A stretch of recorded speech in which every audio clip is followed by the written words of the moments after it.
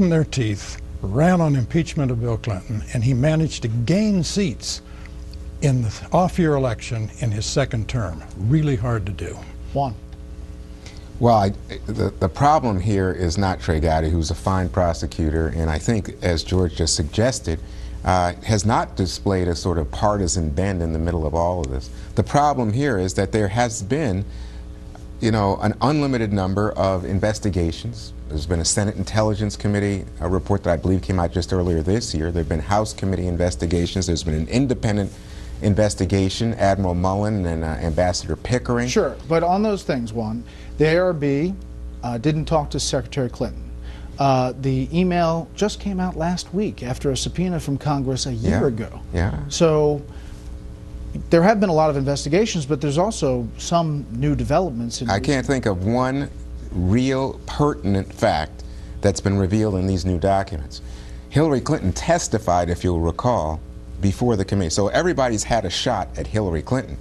I think that what this comes besides down Admiral Mullen and Ambassador Pickering. They made a decision. They said they didn't see the need to interview Secretary Isn't that Clinton. a little strange? No, that was their decision. I mean, unless you want to somehow impugn Pickering and Mullen and say, I'm oh, you know, anybody. I'm saying they made a decision. No, it did not seem strange to me. They had access to the State Department, and they made a decision about how they wanted to conduct their investigation. To now come back and say, oh, well, that's Hillary Clinton's fault, I think that leads us to the heart of this matter, which is this is a political issue intended to try to derail Hillary Clinton's, what looks like at this point, you know, she's in the lead ahead of Jeb Bush, ahead of anybody on the Republican side, and people want to derail that. John. Yeah, it's very rare. I don't think I've ever said this sentence before, but let me disagree with George Will a little bit on this. I think that the predicate of your assumption that this is a bad move for Democrats to do it and it will make the thing look like a partisan circus is predicated on the idea that there'll be no new information to come out of this. New information, you know, so unknown unknowns could change all of these things. And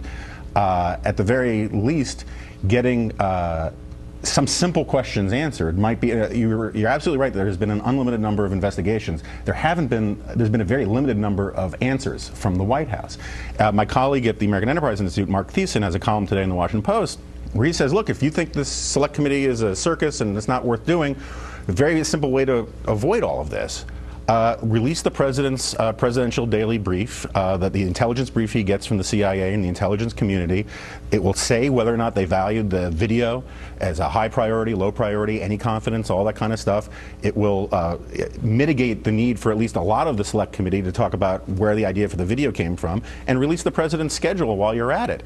If they've got nothing to hide, and if this is all sort of just spinning wheels, why haven't they released a lot of this information that would, you know, get the Republicans to call off the dogs?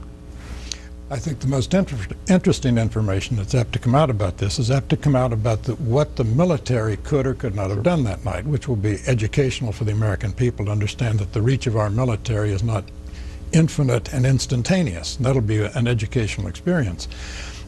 By all means, go ahead, but remember, the press is not interested in this as it was in Iran-Contra and as it was in Watergate. So that's going to change the entire context of this investigation. Next up, Common Core.